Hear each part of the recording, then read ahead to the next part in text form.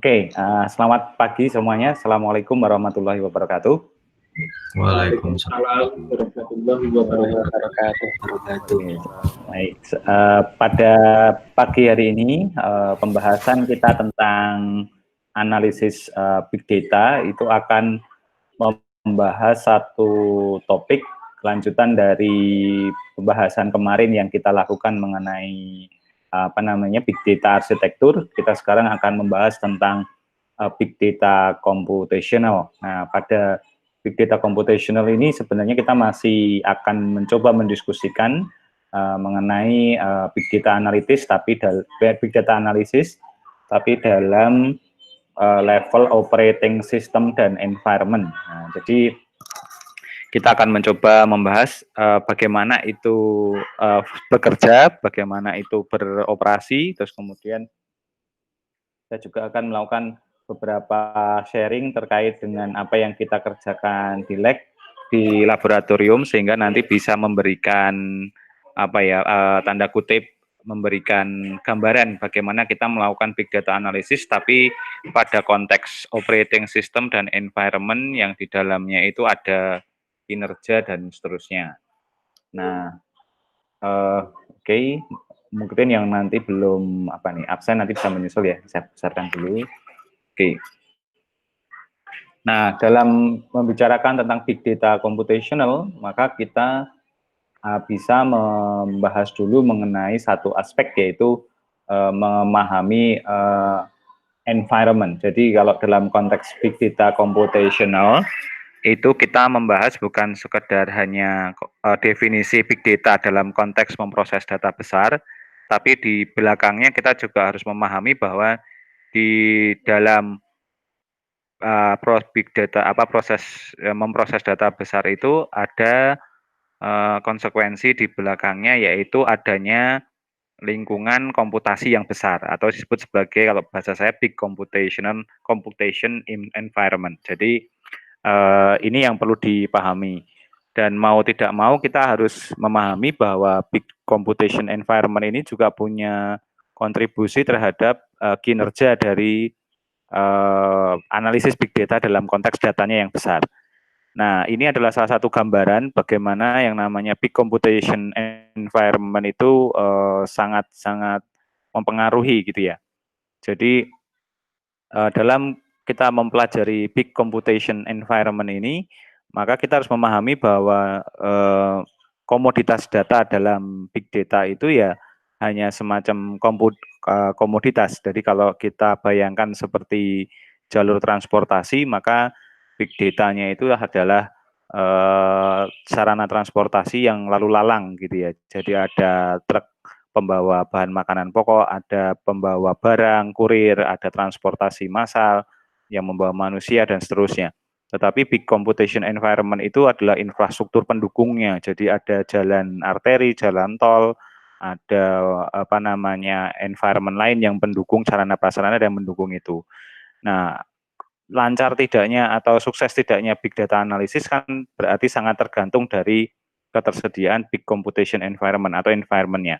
Jadi tidak bisa berharap misalnya untuk menempuh dari Jakarta ke Surabaya itu di bawah 12 jam kalau kita tanpa memiliki environment atau sarana prasarana pendukung seperti mungkin jalur kereta api cepat atau mungkin jalan super highway yang nanti bisa memberikan jaminan itu.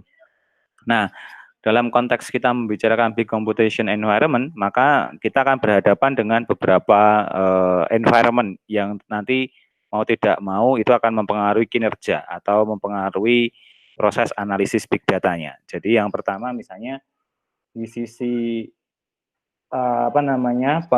pengambilan data, kita akan sangat berhadapan dengan misalnya sensor-sensor yang dipasang begitu ya, dan sensor-sensor ini biasanya memiliki karakteristik masing-masing, jadi memiliki environment-nya masing-masing, memiliki kebutuhan dan spesifikasinya masing-masing, terus kemudian nanti harus masuk dalam suatu gateway khusus ya, biasanya ada protokol Internet of Things yang nanti bekerja.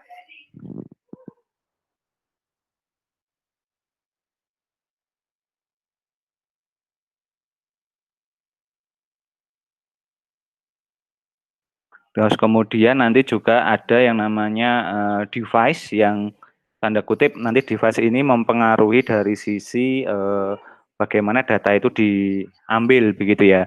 Nah, dari sisi ini nanti implementasinya bisa seperti turbin air atau turbin angin, kemudian ada automatic robotik, smart car, kemudian smart home, CCTV, yang semuanya ada yang dilengkapi dengan infrastruktur pengambil data ini, kemudian nanti dikirimkan datanya ke satu environment komputasi big datanya. Nah, ini menjadi penting ya.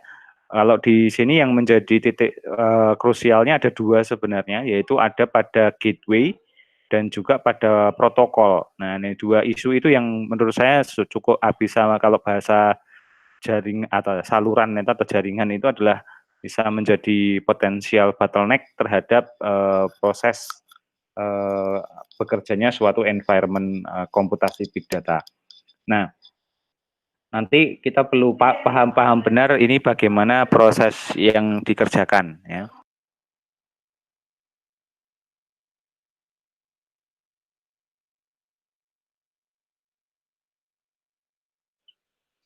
Nah, dari sini kemudian apa namanya proses proses pengambilan data ini sangat tergantung juga dari objeknya juga ya. Jadi misalnya kalau kita mengambil suatu data dari sumber katakanlah itu smart home begitu, maka yang bekerja adalah sensor-sensor tertentu yang punya karakteristik tertentu, misalnya move sensor, sensor apa humidity, temperature dan segala macam. Kemudian biasanya nanti ada gateway yang dipasang, yang dia mungkin bisa menggunakan beberapa channel, misalnya menggunakan Wi-Fi, Bluetooth, atau menggunakan RFID dan seterusnya. Dan kemudian nanti baru bisa berkomunikasi, mengirimkan data ke storage dan yang nanti akan diproses menuju ke big data engine-nya. Demikian juga dengan misalnya kita punya kasus misalnya smart farm gitu ya, kita punya lahan begitu yang kemudian ditanami tanaman dan kemudian dipasang dengan konsep smart farming begitu. Nah, itu juga nanti akan memiliki karakteristik sensor yang berbeda, channel komunikasi juga yang berbeda dan seterusnya. Dan itu kemudian nanti akan mempengaruhi sekali pada proses di setelahnya. Nah, ini biasanya kalau dalam konteks keilmuan maka ini ada di Internet of Things, mungkin kita lebih mengenalnya sebagai environment-nya Internet of Things ya.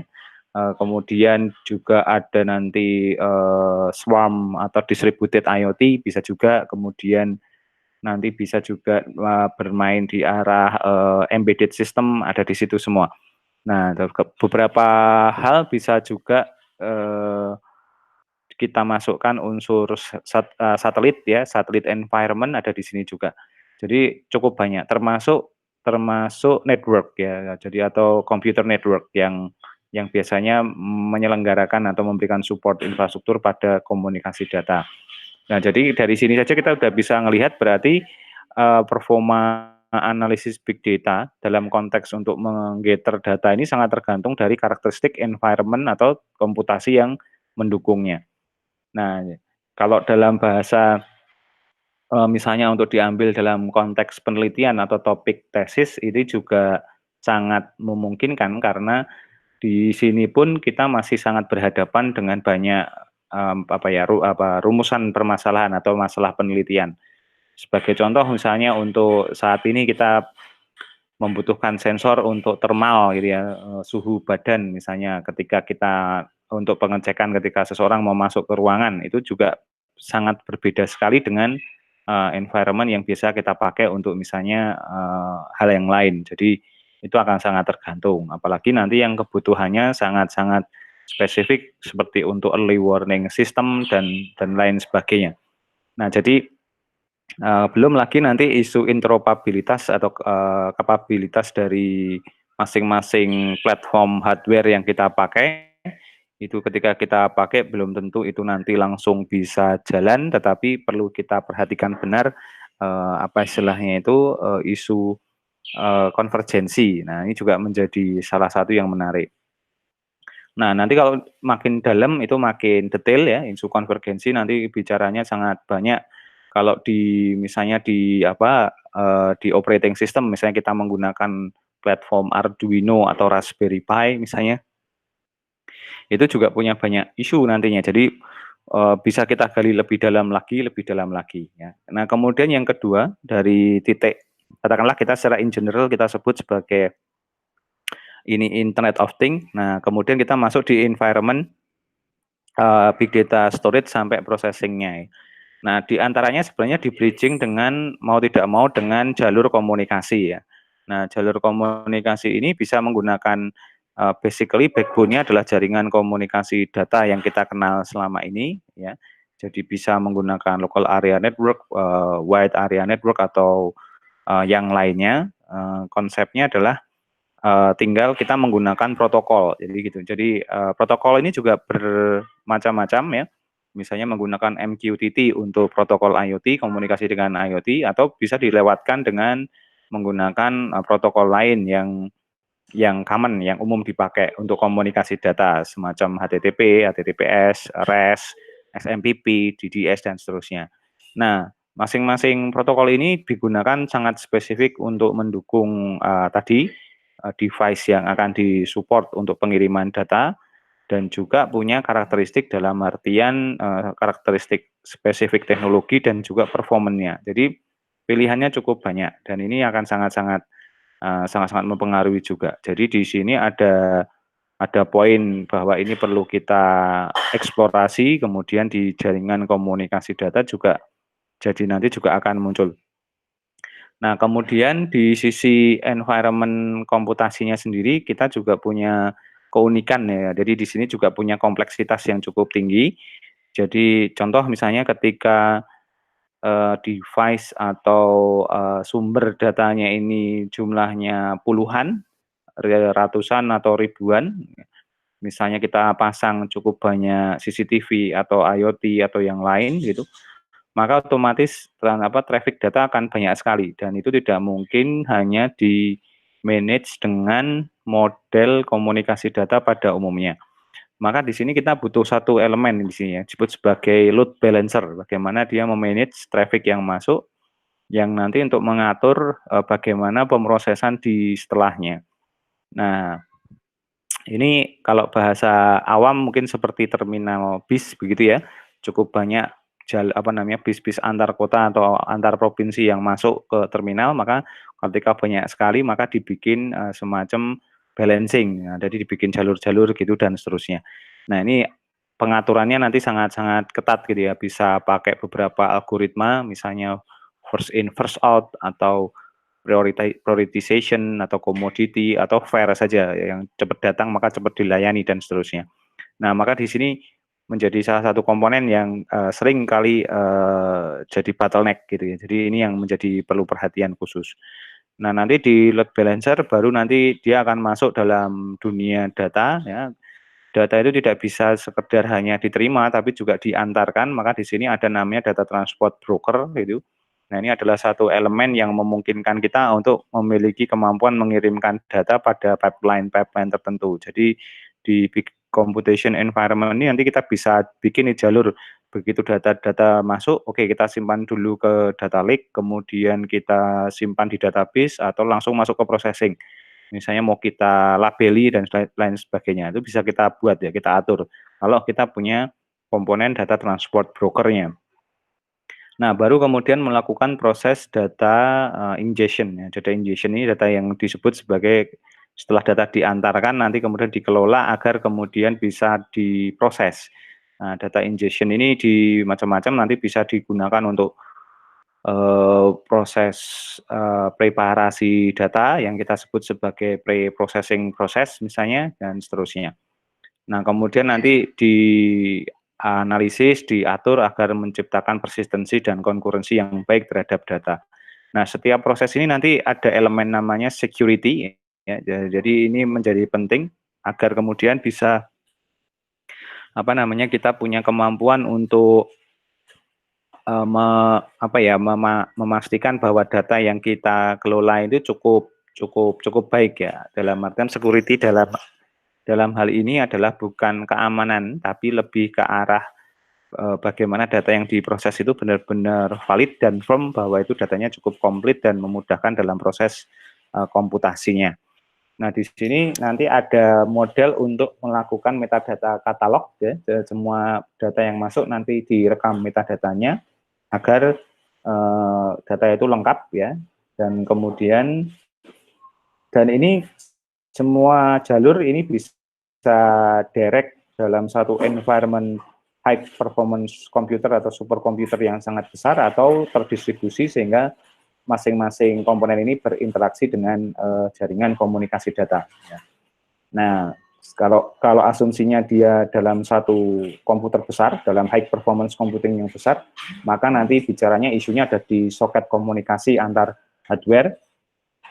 Tapi kalau kita bicara kalau ini sistem komputernya itu terdistribusi, maka ini challenge-nya ada pada jalur komunikasi datanya. Nah, dalam hal ini TCP, IP dan seterusnya nanti akan sangat bermain sekali. Nah, kemudian nanti baru dari proses ini kita akan masuk ke dalam suatu proses-proses yang dibangun dalam proses big data-nya. Ada nanti query, storage, compute, analytic. Ini adalah proses-proses yang ada dalam big data processing tapi dari sudut pandang datanya. Nah, jadi kalau selama ini kita mengenal big data analytic itu sebagai proses untuk menganalisis data menghasilkan insight semata, maka sebenarnya kalau dalam konteks big computational environment, maka kita hanya membahas ini kotak kecil ini sebenarnya. Nah, jadi ya bagian enaknya saja kalau menurut saya, tapi kalau bagian yang dirty-nya ini tidak banyak yang mengerjakan atau yang mengetahui. Nah, kalau saya sendiri sebenarnya fokusnya ada di sini ya, di kotak yang ini, yang mungkin di kursor ini ya. Jadi ada di load balancer, kemudian yang bicara tentang sampai ke metadata cataloging. Kalau udah di data analitik ini biasanya bagian-bagian teman-teman yang suka bermain dengan sistem cerdas dan mungkin artificial intelligence dan seterusnya gitu.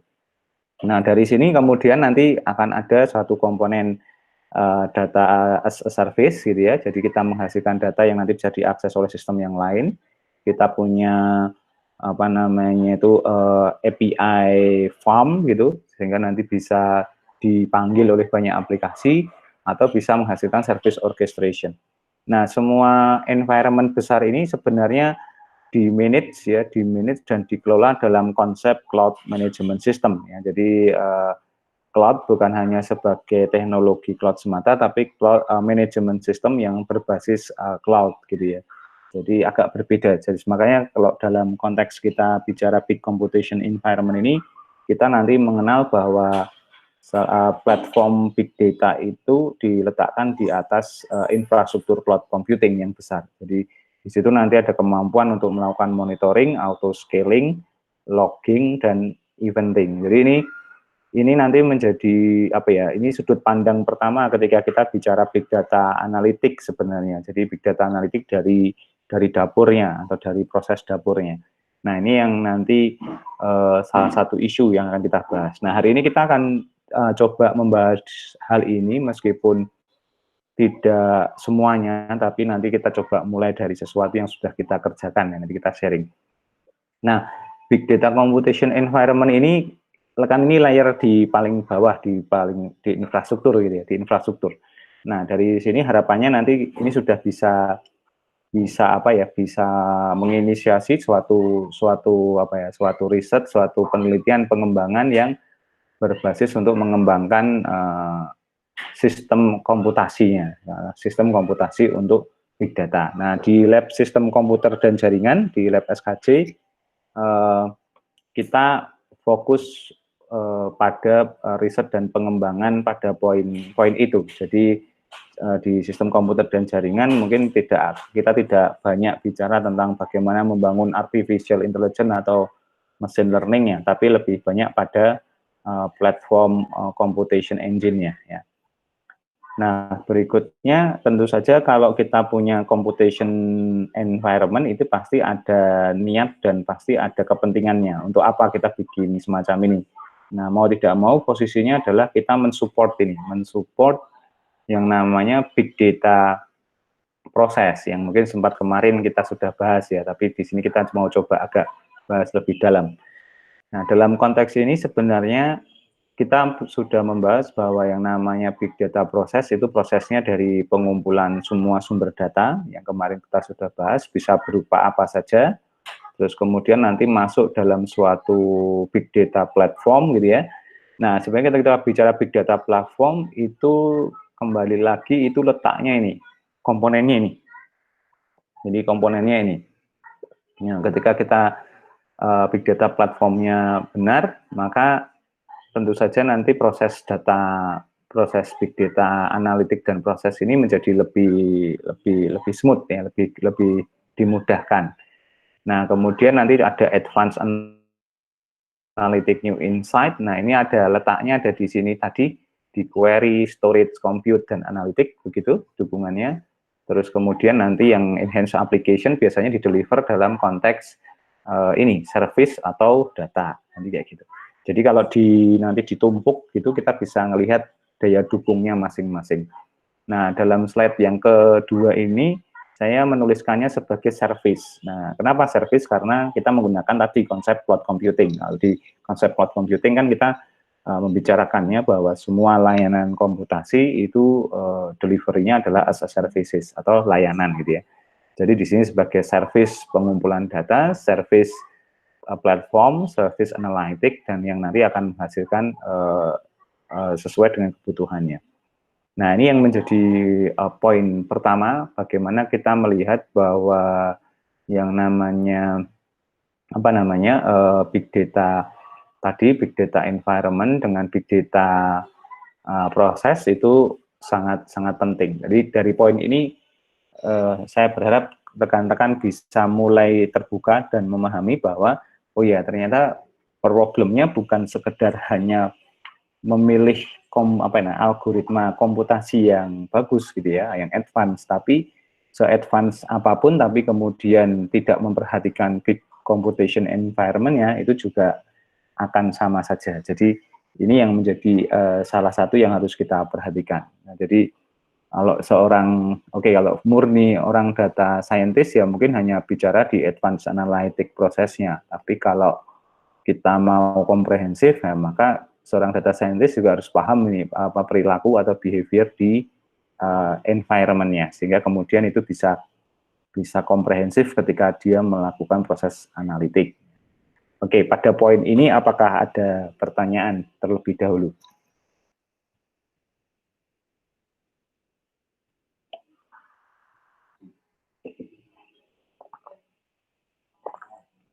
Oke ya, tidak ada ya. Oke. Oke, berikutnya adalah kita lanjutkan.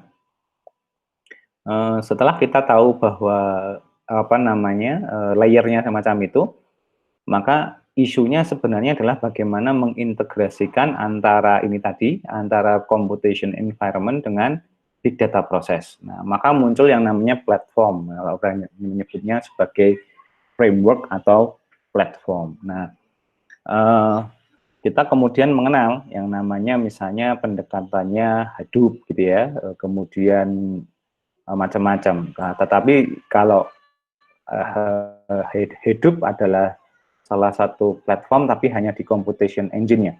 Tapi kalau keseluruhan platform mungkin kita mulai mengenal yang namanya ada HDP ya, Horton Dynamic Platform ya, Hortonworks ya, Hortonworks Dynamic Data Platform. Kemudian kita juga mengenal yang namanya Cloudera dan seterusnya. Nah, ini yang membedakan dengan Hadoop. Hadoop ada di dalamnya. Jadi sehingga yang dimaksud dengan platform tadi atau framework big data tadi adalah proses atau suatu cara untuk mengintegrasikan ya, semua kebutuhan tadi, integrasi antara environment dengan processing, big data processing menjadi satu single system yang bekerja secara optimal, jadi tidak terpisah-pisah. Nah, konteksnya seperti ini, kayak kemarin saya sampaikan, jadi dia biasanya akan memenuhi 3 elemen. Yang pertama adalah source, kemudian data system, dan kemudian ada application. Di masing-masing layer nanti punya tugas atau punya modularity terhadap suatu tugas tertentu. Kalau dari source ya memanage semua sumber data dari manapun. Jadi kalau kita kembali ke sini maka teman-teman mulai get the point-nya dari sisi modul pengumpul datanya ini. Nah, kemudian di data system dan juga di engine nanti teman-teman mulai masuk ke ranah big data environment yang di load balancer, data processing, sampai nanti ke compute engine-nya. Dan yang terakhir adalah yang kalau di application nanti ini data dan data services atau service itu sendiri. Nah, ini yang menjadi menarik. Nah, salah satu yang perlu kita pelajari adalah ini salah satu yang menarik ya. Secara gambaran besar saja dulu, mungkin ada yang sudah menggunakan, ada yang menggunakan Hortonworks ya. Jadi ini Hortonworks Data Platform atau yang disebut sebagai HDP. Nah, ini di Hortonworks ini cukup lengkap ya, karena dia tidak hanya HDFS saja atau Hadoop Distributed File System, tapi mengorkestrasi cukup banyak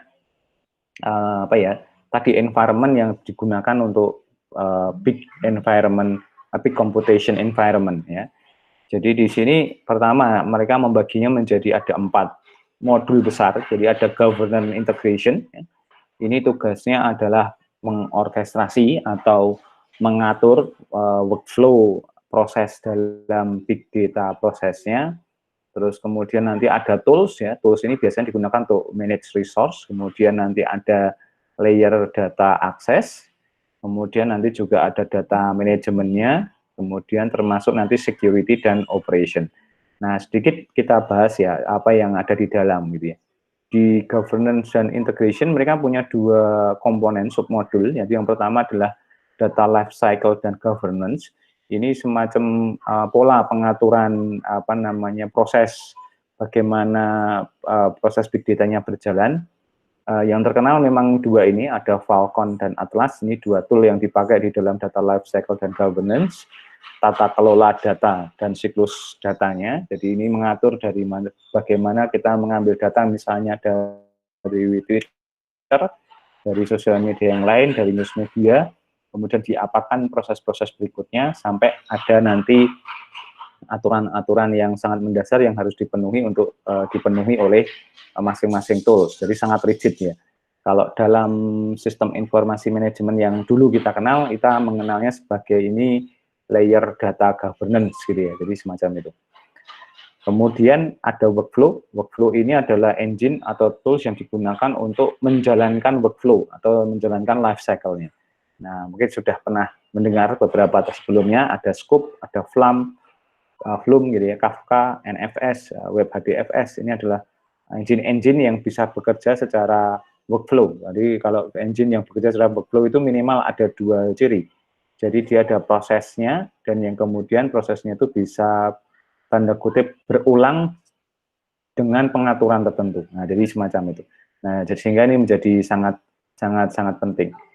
Dan kemudian, nah bisa dibayangkan nanti kalau kita mau melakukan analisis big data, maka kita harus tidak sekedar hanya datanya diambil, kemudian dilabeli, kemudian dianalisis sentimennya macam itu, tapi kita harus tahu dulu ini kapan data itu diambil misalnya. Ketika kita punya sentiment analysis terhadap suatu topik tertentu, misalnya terhadap topik misalnya COVID-19 misalnya gitu. Nah, pasti pertanyaannya kapan dimulai pengambilan data dan kapan terakhir di cut off untuk kemudian dianalisis. Nah, itu akan menjadi salah satu isu yang ada dalam data lifecycle atau governance. Nah, sangat berbeda nanti hasilnya ketika kita dapatkan ya.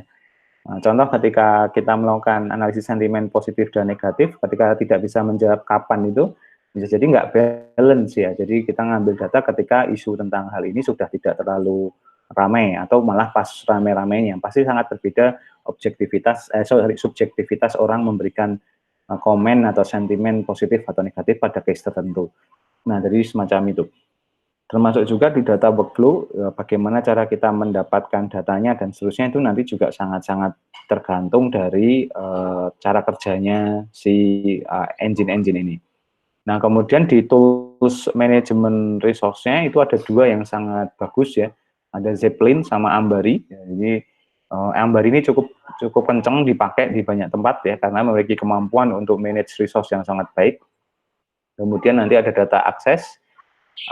Ini juga menarik karena di HDFS sendiri, Hadoop Distributed File System ini dia nggak bisa sendiri gitu ya. Jadi dia harus punya Yarn ya. Yarn ini data operating system yang nanti dia dijadikan sebagai modul dasar untuk menjalankan banyak cara atau banyak pendekatan atau algoritma. Misalnya pendekatan batch ya, yang kemudian menggunakan algoritmanya MapReduce misalnya. Kalau misalnya dia script ya bisa pakai Pig gitu, kemudian kalau SQL bisa Hive gitu ya, NoSQL bisa menggunakan HBase, Accumulo atau Phoenix gitu. Kemudian yang stream itu pakai Storm, search itu pakai Solr, kemudian in memory bisa pakai Spark, yang lainnya bisa menggunakan HAWK atau menggunakan partners yang lain. Nah, saya agak lupa sedikit, tapi semacam kayak yang dibangun di aplikasi drone emprit itu tidak salah satunya pakai Solr atau pakai Storm, salah satu di antaranya, saya agak lupa. Tapi sangat powerful untuk capturing datanya. Nah, kemudian kita juga punya elemen yang namanya elemen security. Nah, tapi ini sering jadi pertanyaan, kalau kita pakai big data operating system itu aman apa enggak dan seterusnya. Katanya kalau pakai big data jadi nggak aman. Mereka melupakan ini, ada faktor security. Ya, jadi tetap meskipun kita menggunakan konsep big data kan kita memahami bahwa ada administration, ada authentication, ada authorization, auditing data dan proteksi ya. Nah, ini contohnya salah satu yang dipakai bisa menggunakan Ranger, Knox, Atlas, kemudian HDFS encryption dan seterusnya. Kemudian di operation juga ada nanti provisioning and managing monitoring ya, nah, menggunakan Ambari, CloudBreak, Zookeeper, dan biasanya menggunakan scheduling ya, OZ dan seterusnya. Nah, ini dirangkai menjadi satu platform besar gitu yang memenuhi aspek big computation environment dan big data proses ya dalam satu produk namanya Horton Data Works gitu ya, atau HDP, Horton Data Platform. Jadi kalau mau pengen real case riset tentang ini sangat-sangat penting. Dulu di lab sistem komputer dan jaringan kita pernah pakai Horton Data Works, data platform untuk kepentingan kita compare ya. Jadi nanti saya ceritakan sedikit. Terus kemudian di lainnya yang cukup bagus, banyak sekali dipakai, ini adalah menggunakan Cloudera. Ya. Cloudera adalah salah satu engine big data platform yang cukup masif gitu ya. Jadi kalau di Cloudera ini mungkin kalau dibandingkan head to head dengan Hortonworks sebenarnya mirip, sama fungsinya, tetapi dia bedanya adalah Cloudera ini lebih slim menurut saya, lebih slim. Jadi kalau dibahasakan ya kinerjanya jauh lebih cepat, lebih impresif gitu. Karena memang lebih slim. Slim dalam artian bukan kecil tetapi lebih fit gitu ya prosesnya. Jadi di sini dia hanya punya operation. Biasanya nanti pakai Cloudera Manager atau Cloudera Director. Kemudian ada juga data manajemennya yang membicarakan tentang navigator, encryption, dan juga optimizer-nya. Tetapi mari kita lihat di engine utamanya. Jadi dia punya integrasi atau integrate platform. Biasanya dia define di dua hal, yaitu menggunakan Scoop dan Kafka atau Flam. Ini untuk keperluan batch processing sama real time processing ya. Jadi kalau datanya diambil secara batch, biasanya rekomendasinya pakai Scoop. Tapi kalau datanya itu sangat-sangat real time, maka menggunakan Kafka atau Flam. Jadi kalau kita kembali ke big data computation environment, kalau kita punya misalnya IoT, kalau dia kerjanya adalah real time ya maka pakainya Kafka. Kalau pakai Scoop bisa apa tidak? Bisa. Kalau misalnya IoT-nya kita atur mengirimkannya secara batch atau berkala. Nah, kemudian nanti ada store. Store ini untuk penyimpanan datanya bisa menggunakan mode, bisa file system ya, HDFS, kemudian bisa menggunakan relational, menggunakan Kudu atau menggunakan NoSQL, HBase, dan lainnya. Nah, kemudian punya resource management, tadi juga dipakai di Horton ya, yaitu pakai Yarn dan security-nya menggunakan Sentry atau record service. Nah, di atasnya nanti bisa melakukan analisis yang tadi juga dipakai di Horton ya, yaitu menggunakan Spark, Hive, Pig, MapReduce, bisa menggunakan Spark untuk streamnya, Impala, Solr, dan Kite. Jadi ini salah satu yang cukup bagus di Cloudera. Nah, ya ini juga menjadi menarik ya. Cloudera itu cukup kuat di sisi, jadi dia di data flow-nya itu cukup kuat ya dari sisi engine begitu. Nah, tetapi dua pendekatan ini atau dua minimal menurut saya kalau di dunia atau sekarang yang lagi berkembang, dua ini yang cukup menjadi kayak partai besar ya, partai politik besar di big data ya, yang cukup mendominasi ya. Jadi dari Horton sama dari Cloudera. Meskipun di Indonesia juga ada ya, jadi ada yang cukup bagus juga, yaitu dari 247, dari solusi 247, mereka punya lab 247, mereka punya produk juga yang terkait dengan platform big data yang dikombine, mirip-mirip ya, saya agak lupa namanya, kalau nggak salah Hgrid atau S-Grid gitu ya, nanti bisa dilihat. Nah, kita sendiri di lab sistem komputer dan jaringan juga sudah memulai, sebenarnya sudah lama ya, sudah memulai sejak 2016 lah, 2016-2017, kita fokus pada area yang digarap oleh Cloudera maupun Hortonworks ya. Jadi dalam hal ini membuat enterprise big data management platform. Jadi ini risetnya masih berjalan terus. Tiap tahun minimal ada 2 riset proposal yang dijalankan untuk mengasup hasil penelitian di sini dari hal yang kecil sampai hal yang agak fundamental. Nah, ini saya ceritakan sedikit biar kemudian bisa membuka juga wacana bahwa analisis big data itu sebelum kita masuk ke algoritma-algoritma yang yang common gitu ya, yang biasanya kita langsung ingin coba, ini ternyata di belakangnya ada beberapa yang menarik. Nah, yang saya kerjakan sendiri untuk di big data platform ini, untuk membuat enterprise big data management platform itu kita membuat beberapa hal. Jadi kita ya tentu saja kita harus punya infrastruktur sendiri ya. Jadi nah di big data infrastruktur ini kita coba pakai Hadoop cluster ya untuk high performance computer. Kemudian kita coba menggunakan distributed database synchronization. Kemudian ada cloud manajemennya untuk balancing, scheduling, dan resource allocation, dan termasuk operating system dan platform. Tapi sebenarnya big data infrastruktur ini nanti kita interpretasikan menjadi big data engine atau operating system. Nah, hari ini saya akan membahas hasil penelitian yang kita kerjakan khusus untuk big data infrastruktur ini. Kemudian nanti ada big data database ya. Ini biasanya kita punya konsep ya. Kalau ada warehouse nanti kita bisa kembangkan jadi data lake. Mungkin sudah sangat mengenal teman-teman juga. Nah, kemudian ini lagi kita ada sedikit penelitian awal untuk menuju ke namanya kita sebut sebagai data ocean atau nanti jump ke deep sea ya. Atau kemudian nanti muncul juga deep sea itu lebih dalam lagi. Nah, kemudian nanti ada data management and preservation. Ini pengelolaan data dan metadatanya. Jadi teman-teman masih ingat di environment ada item metadata. Nah, itu yang akan menjadi salah satu salah satu poin terpenting kita dalam memahami suatu environment big data. Karena big data tidak hanya big data dalam artian datanya yang besar, tapi juga dia automatically itu metadatanya juga sangat besar dan butuh perhatian yang sangat penting juga. Nah, ini yang menjadi sangat-sangat diperhatikan ya dalam konsep kita melakukan suatu penelitian. Terus kemudian nanti ada scientific data, ya, ini dengan untuk data science sebenarnya lebih ke situ. Oke. Nah, yang kita kerjakan adalah kita membangun suatu, kita nyebutnya masih operating system, tapi sebenarnya kita mau sebut sebagai big data platform. Jadi yang mungkin rekan-rekan pernah mendengar istilah namanya Gamma Box OS gitu ya. Jadi kita juga udah meluncurkan websitenya sebentar. Ada nggak ya?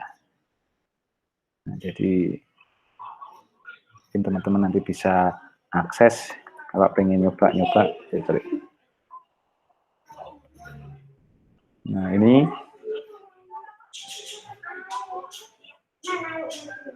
adalah teman bisa akses di os.gammabox.id. Ini saya bangun dengan dulu mahasiswa saya namanya Mas Gaza. Ini tahun 2017 kita rilis sampai sekarang. Belum banyak update, tapi beberapa update sudah mulai kita jalankan juga. Jadi nanti tinggal bisa di download dan seterusnya. Nah, ini salah satu yang kita kerjakan.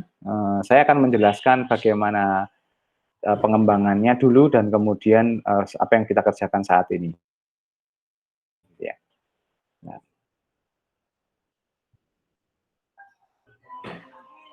Oke.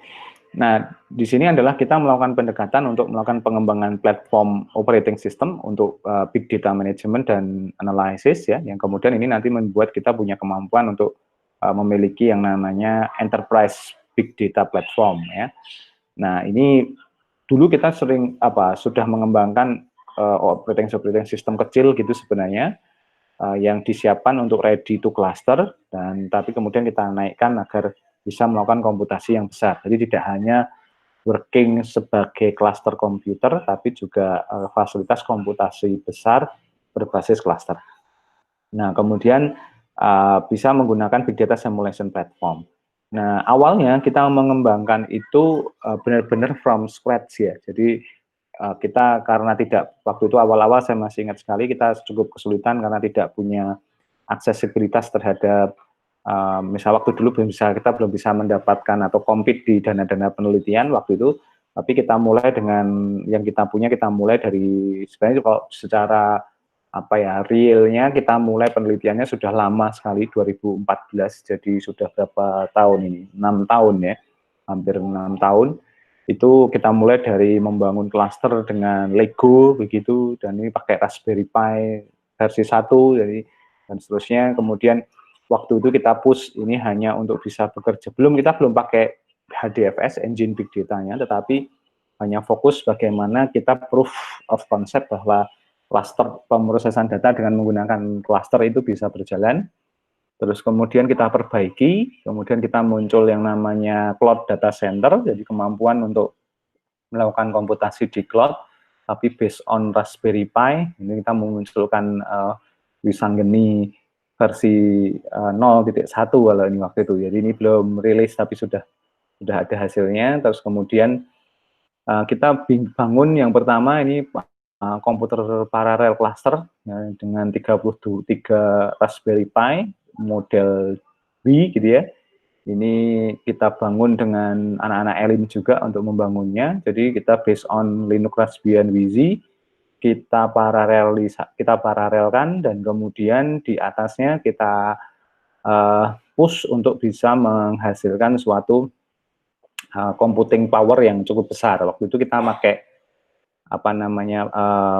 overclocking dan seterusnya. Nah, ini pengalaman pertama kita. Jadi kita mengembangkan suatu big data environment bukan sekedar menyentuh softwarenya saja, tapi dari hardwarenya pun kita rakit sendiri ya. Jadi ini bisa kebayang nih waktu itu di lab sangat berantakan sekali karena ini benar-benar handmade dan kita harus buat satu persatu. Cukup lama, ini hampir untuk membangunnya cukup lama, sekitar 2-3 bulan baru operasional, dan ini cukup menantang juga.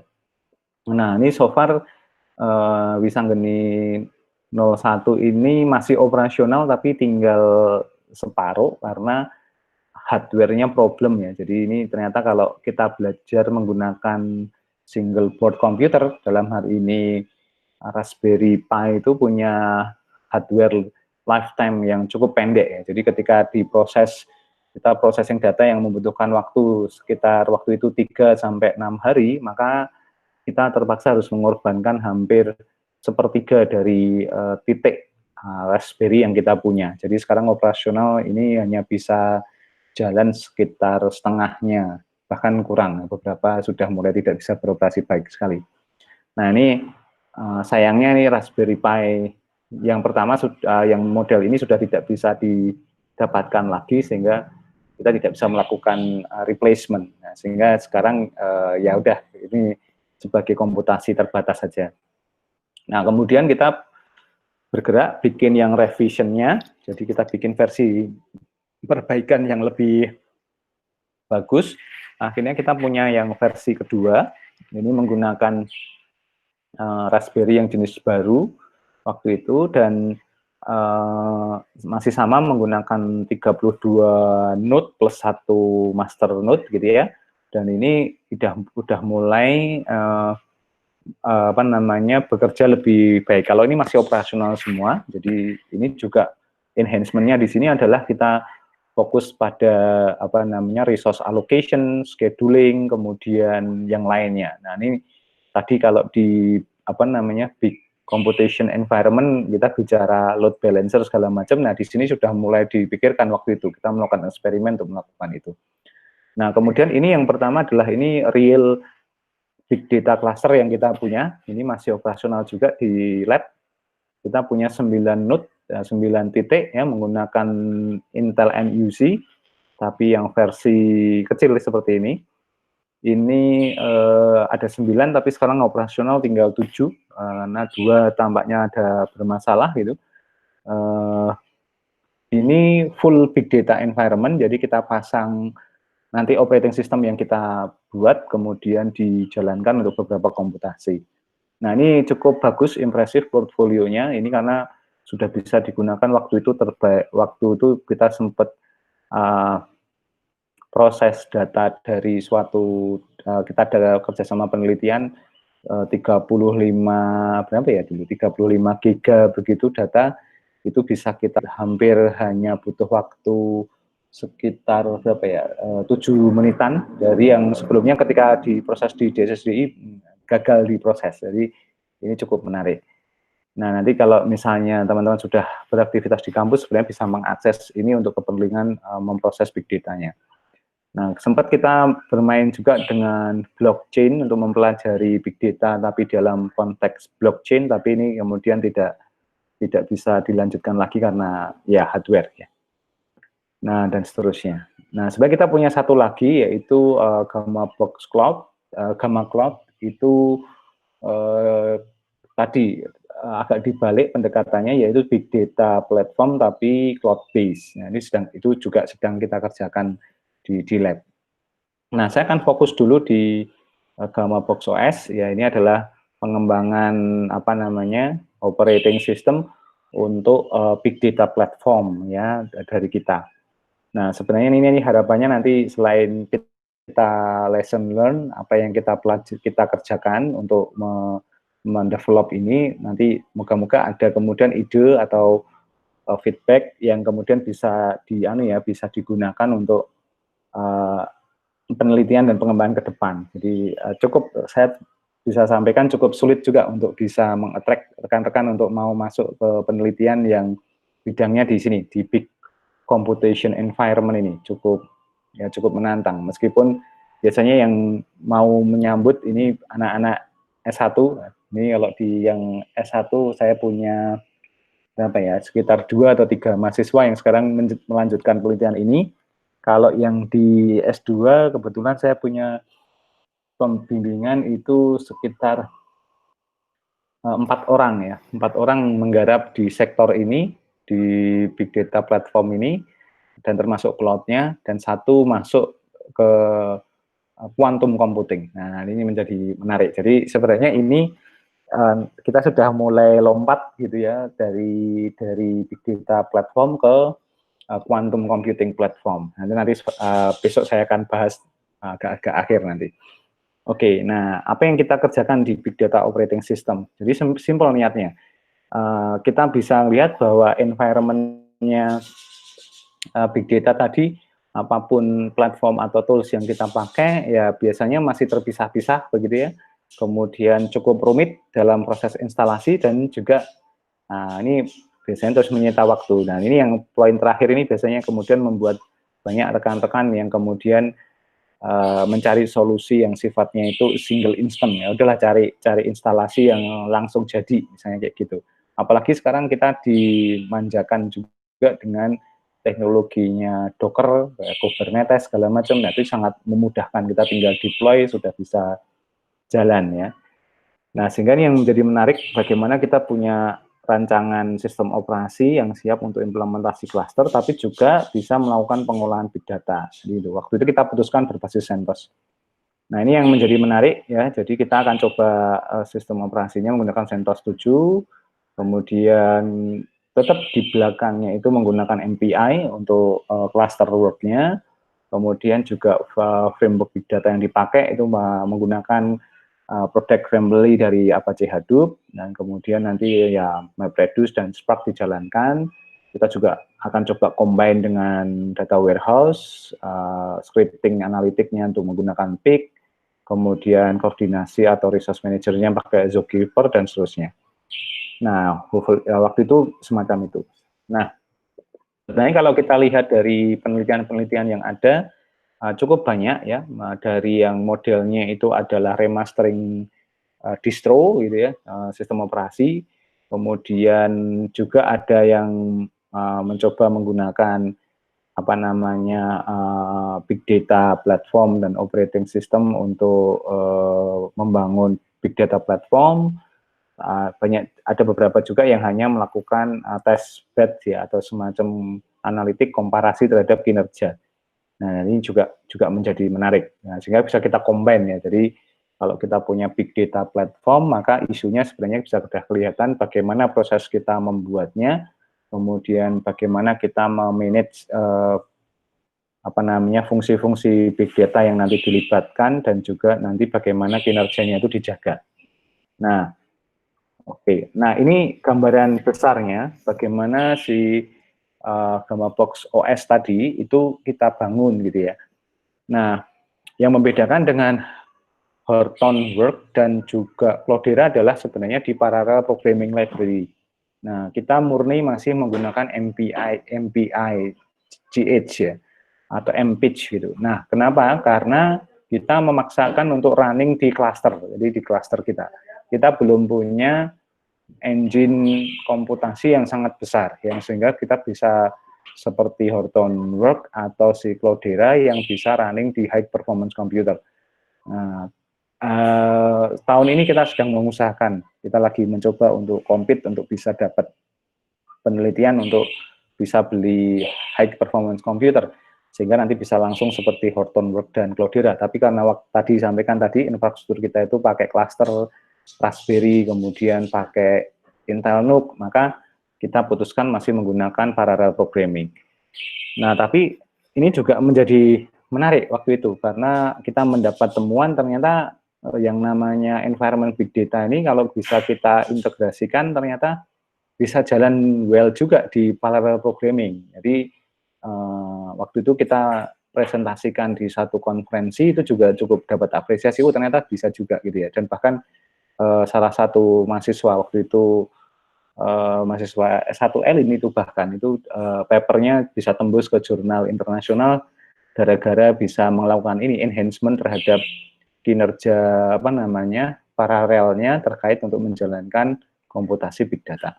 Nah, kemudian yang kita kerjakan mungkin hampir mirip seperti yang dilakukan oleh Cloudera maupun Hortonworks ya. Di sisi data proses tetap kita jalankan MapReduce, Spark, HBase, Hive, Pig, dan Flume secara bersamaan. Kemudian di manage oleh Yarn, ya kita masih pakai Yarn. Kemudian platform operating systemnya menggunakan Hadoop Distributed File System. Kemudian nanti ada Zookeeper untuk menjaga cluster coordination. Lebih kecil, lebih slim, tapi kita coba yang konsepnya waktu itu adalah bikin light gitu ya, yang semacam big data platform, tapi yang tanda kutip light itu ringan, mudah, dan bisa dijalankan di low level gitu, dalam artian yang di spesifikasi hardware-nya nggak terlalu gede gitu ya. Nah, itu yang salah satu tantangan yang menarik. Oke, nah mungkin ini saya skip saja, proses-prosesnya sebenarnya simple. Jadi kita melakukan kita mencoba memanage semua instalasi itu menjadi satu proses besar gitu, sehingga nanti ketika sistem operasi ini dijalankan itu di komputer itu teman-teman tidak perlu harus membaca tutorial untuk menjalankan instalasi, cukup jalankan instalasi, maka semuanya akan jalan. Nah, itu kan tadi kalau kita kembali ke komponennya, nanti pentingnya parallel programming library untuk menjalankan sekuen instalasi yang teratur, kemudian cluster coordination itu jadi sangat penting sekali. Begitu itu fail, maka akan gagal gitu ya proses-proses yang berjalan. Nah, ini yang menjadi menarik. Kemudian nanti akan kita buat gitu ya. Jadi, nah kemudian ini kita akan coba lihat ya dari sisi fungsionalitas. Kita mencoba untuk memastikan dari sistem operasi, HDFS, Hadoop MapReduce, Apache Spark, Apache Flum, Hive, Peak, Zookeeper, dan HBase itu sama gitu ya, bisa jalan seperti yang dilakukan oleh yang lain. Dan kemudian kita mencoba melakukan kinerja, membandingkan ya. Waktu itu kita baru bandingkan dengan si Gamma Poco S ini dengan Horton Data Platform. Nah, itu bisa kemudian untuk kita lihat kinerja konsumsi memori dan CPU, kemudian kita coba juga dengan benchmark ya, dengan menggunakan SDF ISO maupun Terasort untuk mengenerate load yang data yang sangat besar. Nah, mari kita lihat ya. Nah, ini sebagai contoh nanti kalau teman-teman mau nyoba, misalnya mau dicoba bikin virtual box saja, kemudian jalankan gitu ya, dijalankan di sana. Nah, kemudian bisa semacam ini. Nah, ini contohnya nanti akan kalau udah jalan ya flow-nya akan termonitor dengan baik. Kemudian saya mungkin kalau ini ya ini statusnya berhasil semua. Nah, kemudian ini menariknya kita coba lihat pergerakan konsumsi kinerja memori dan CPU ketika sistem up itu ternyata masih sangat rendah ya, masih di angka di bawah 3%, memori kepakai, CPU pun masih di bawah 1%, tetapi kemudian ketika kita jalankan Hadoop, kemudian Hadoop per Spark, ditambah HBase, ditambah Hive, ditambah all services, ternyata yang menarik adalah kita bisa mempertahankan laju kinerja CPU ini masih sangat light gitu ya, sangat ringan. Jadi semacam itu. Itu yang kemudian kita coba fokuskan di awal. Tapi memang tidak bisa dipungkiri kebutuhan memori itu makin besar. Meskipun ini masih di angka hampir 1/4 dari kapasitas yang dipunya. Nah, ini menunjukkan bahwa efisiensi memorinya cukup bagus. Tapi kalau nanti teman-teman mencoba Hadoop atau Cloudera, maka karena dia itu semua sudah single instant, maka biasanya memori ini akan sangat besar. CPU awalnya tidak, tapi ketika nanti processing, dia baru terasa menjadi sangat konsumtif gitu ya. Nah, ini menjadi salah satu. Nah, itu adalah analisis yang harus kita kerjakan ketika kita memiliki environment big data. Jadi di situ. Nah, kemudian ketika sistem kita lengkapi dengan hal yang lain, misalnya dengan Ambari, semua service kita jalankan, maka ya otomatis semacam ini. Nah, ini yang menunjukkan bahwa memang perilaku dari big data environment itu memang tanda kutip cukup rakus di memori karena processingnya, dan kemudian di CPU nanti ngikutin dari load yang berjalan. Nah, kemudian ini ketika kita melakukan running test ya untuk beberapa pendekatan, dengan file size tertentu begitu. Nah, proses write and read-nya bisa kelihatan ya. Jadi ternyata ketika kita menjalankan Gamma Box Operating System, mungkin di fase-fase awal ya, di fase-fase dengan jumlah file size yang mirip, itu mirip ya kinerja kita. Tapi ketika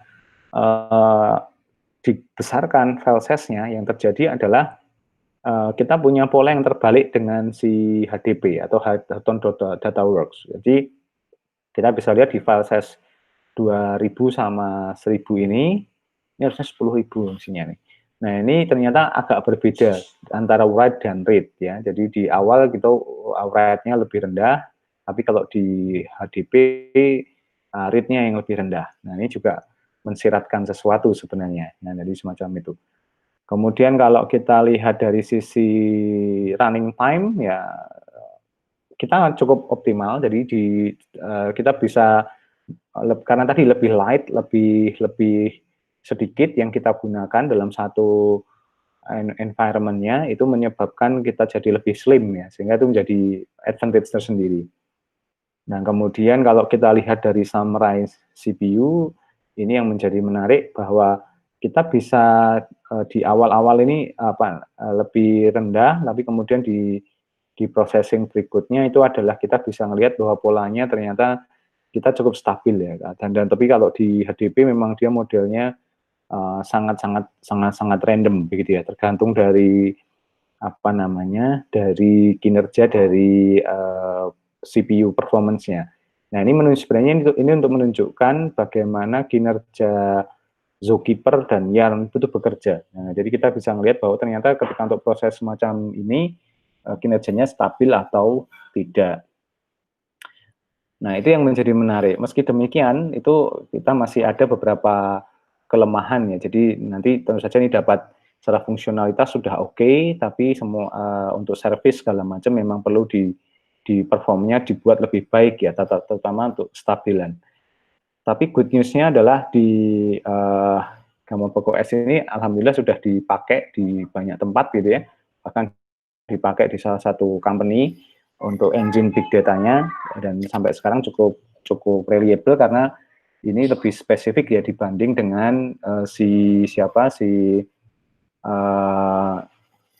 Hortonworks maupun Cloudera yang sangat complicated. Nah, tapi kalau di sini dia lebih slim, sehingga proses yang dibutuhkan untuk proses melakukan komputasi juga seperlunya, tidak sampai apa istilahnya itu semuanya harus dijalankan secara bersama-sama. Nah, dari konsep ini sebenarnya kalau kita kembali ke slide awal, nah, orkestrasi big computation environment itu sudah bisa tercapai ya, bisa kita jalankan menjadi platform. Jadi kalau nanti kita bicara platform atau framework di big data, maka kita mengkombinasikan antara sekali lagi big data computation environment-nya, kemudian dengan fungsi, dan kemudian kita bekerja seperti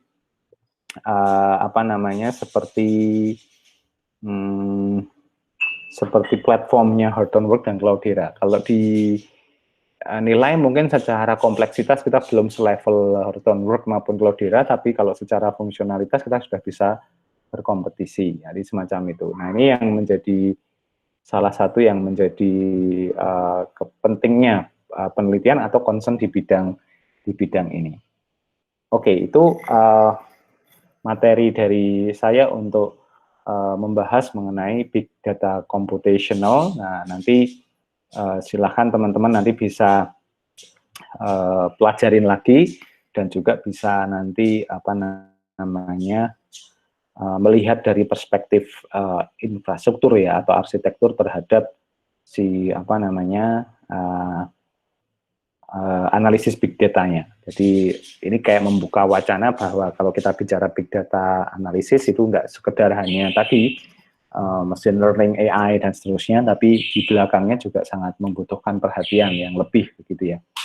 Oke, berikutnya saya persilahkan kalau ada yang mau menanyakan atau membahas mengenai yang sudah disampaikan. Oh ya, ini nanti materi saya sudah tempatkan juga di sini ya, di website saya di cloud.wg/UGM/SCID. Jadi materinya nanti ada di dalam Big Data Computational. Nah, nanti untuk versi recordingnya nanti akan saya taruh di bawahnya untuk kemudian saya pengen dipelajari lagi. Jadi semacam itu. Baik, silahkan ada pertanyaan sebelum kita lanjutkan ke berikutnya. Izin bertanya, Pak. Silahkan. Ini Mas siapa? Mohon maaf. Mubarak, Pak. Oh, Mas Mubarak. Silahkan. Ya, kebetulan tesis saya tentang blockchain, Pak, di bidang reka medis. Oke. Dan saya menggunakan data dari beberapa klinik yang tergabung di picker.id. Yang saya jadi pertanyaan, seringkali saya testing itu karena ya mungkin baru sepengetahuan saya ya Pak ya, karena isu dari big data itu salah satunya memang dari perangkat keras yang mungkin cukup sulit untuk orang yang mau riset secara independen begitu. Oke, oke. Nah, jadi saya menggunakan ya mungkin agak nyuri-nyuri pinjam menggunakan miliknya Pemda, servernya Pemda begitu untuk melakukan uji coba. Nah, Iya. masalahnya nanti ketika diminta untuk implementasi, terutama untuk diaplikasikan misalkan. Lah, kira-kira apakah seandainya menggunakan RAN VPS dari DO ataupun yang lain, gitu, apakah masih memungkinkan begitu, Pak? Sebenarnya masih sangat memungkinkan dan tergantung dari setup environment yang akan dipakai. Oh, begitu. Nah, jadi kalau misalnya lokasinya ada di mana tuh anunya, lingkungan penelitiannya ada di mana? Di Jogja sendiri, Boleh Pak. tahu. Oh, Di Jogja. Jogja, iya. Oke. Itu kalau bentuk komputasinya apakah perlu dedicated dalam artian dedicated dan connected ke sumber datanya yang di apa tadi rumah sakit ya? Iya, Pak. Itu atau bisa tanda kutip simulasi di lab begitu? Untuk uji cobanya masih dalam bentuk simulasi, Pak. Cuma Oke. permasalahan nanti kalau diminta untuk implementasi begitu. Oke.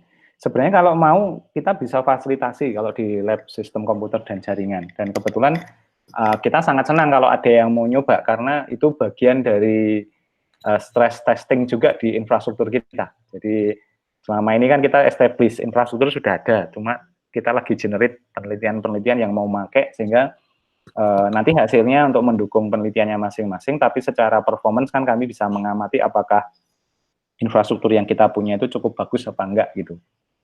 Boleh sebenarnya, mungkin teman-teman juga udah tahu ya kalau lab sudah buka ya sekarang ya, jadi tinggal mengisi dan mengikuti prosedur tertentu, nanti kita kasih izin untuk kemudian di masa meskipun agak WFH semacam ini masih bisa mengakses ke lab gitu. Baik, Pak. Ya. Kalau boleh tahu environment blockchain-nya seperti apa? Bisa kasih gambaran. Untuk simulasinya pasti pakai platform Ethereum, Pak. Oh, Ethereum. Oke. Iya. Kemudian dari sisi untuk manajemen pikir sendiri, saya buatkan untuk dashboard begitu, Pak. Oh, I see. Oke. Jadi ya blockchain-nya yang digunakan infrastrukturnya adalah Ethereum ya? Iya, Pak. Ethereum ya. Oke. Kalau yang kemarin ada mahasiswa yang dengan saya itu kita coba untuk generate chain sendiri atau apa namanya blockchain sendiri. Jadi kita mau bikin semacam gamma chain atau apa gitu ya. Jadi nanti kita bisa ya untuk kepentingan anu saja sih eksperimental bukan untuk seperti di Ethereum kan dan begitu. Atau bisa juga menjadi subset dari salah satu atau turunan dari yang sudah established ya. Satu lagi yang selain Ethereum itu ada satu lagi kemarin yang masuk itu untuk menawarkan juga agar kita bisa punya platform blockchain kita sendiri tapi under mereka gitu. Jadi nanti dikonversi ke Ethereum like-nya gitu ya. Begitu. Oke, menarik nih Mas Mubarak. Silahkan nanti kalau mau kontak-kontak atau bisa WA nanti diskusi untuk kemudian nanti bisa hopefully bisa dijalankan ya. Baik, Pak. Jadi, berikutnya siapa lagi? Ada pertanyaan?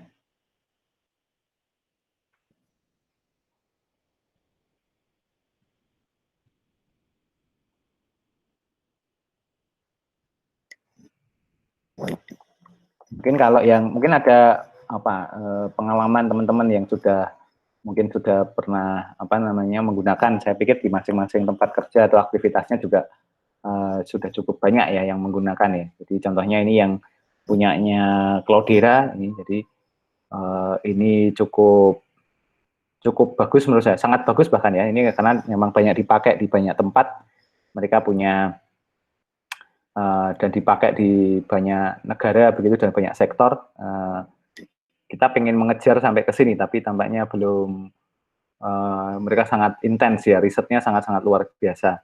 Ini juga Horton Data Platform, engine-nya sebenarnya juga sama, masih menggunakan punyanya si Cloudera ya. Jadi luar biasa juga begitu. Kemudian kalau yang punyanya solusi 247 kalau nggak salah itu ada, nah ini dia punya, kalau hardware-nya Beraja. Kemarin saya sempat test drive sama mereka juga untuk mencoba solusi mereka. Jadi mereka punya, nah ini dia, ada Java sama Hagrid ya. Ini juga mereka cukup intens lah untuk melakukan riset di bidang ini. Nah ini contohnya. Jadi semacam itu. Kalau yang Beraja ini ya mereka bundle dengan dengan hardware. Kemudian kalau ini yang Java, jadi ini yang data platformnya mereka punya Java yang sebenarnya mirip-mirip sih, jadi sama seperti head to head dengan Gamabox OS. Kita sering diskusi dengan mereka untuk pengembangan, jadi ya ini landscape-nya, dan menurut saya kalau di Indonesia ya baru ada 2 ini, jadi saya cukup senang karena ternyata usaha kita versi open source ini ya, Gamabox OS ini bisa tetap berjalan dengan baik gitu ya. Oke. Siapa tahu ada tertarik. Sayangnya teman-teman ini sudah pada tesis ya, sudah masuk tesis ya, tidak bisa menawarkan ini saya. Baik. Oke, ada diskusi lain? Silahkan.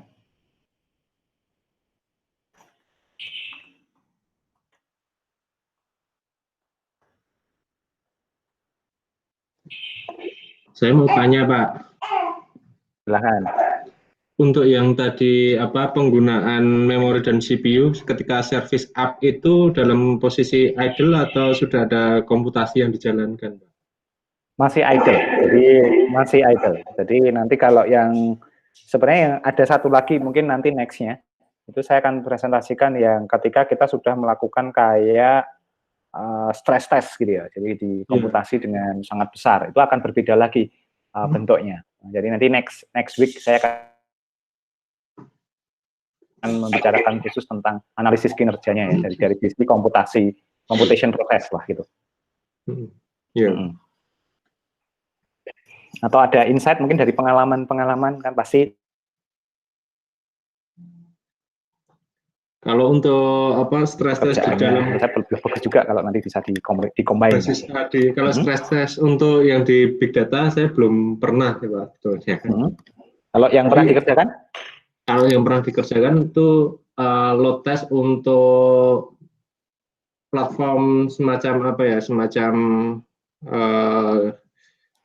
platform game Oh, I see ya.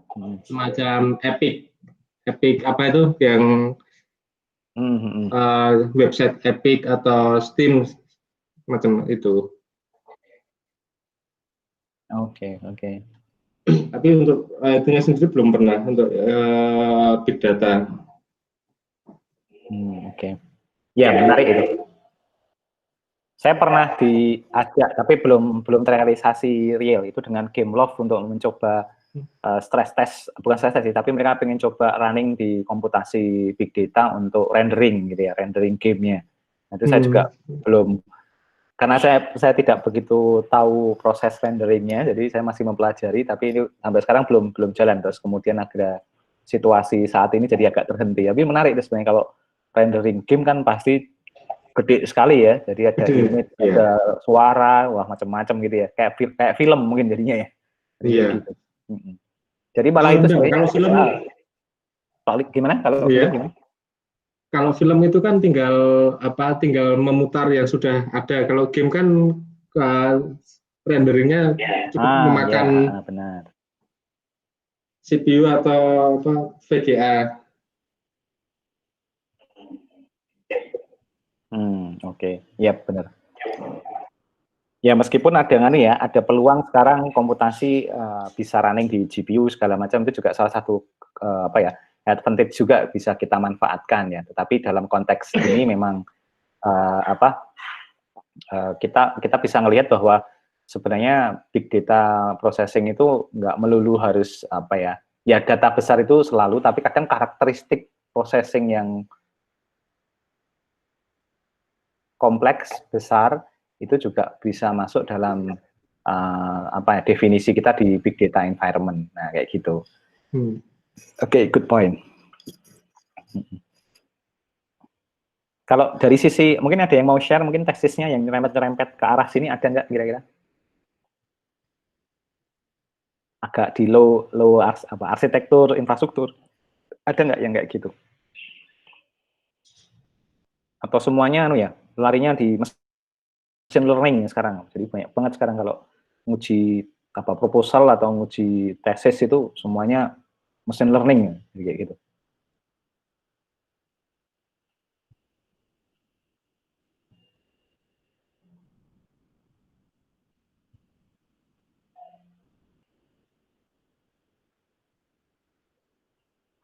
Oke. Sebentar ini.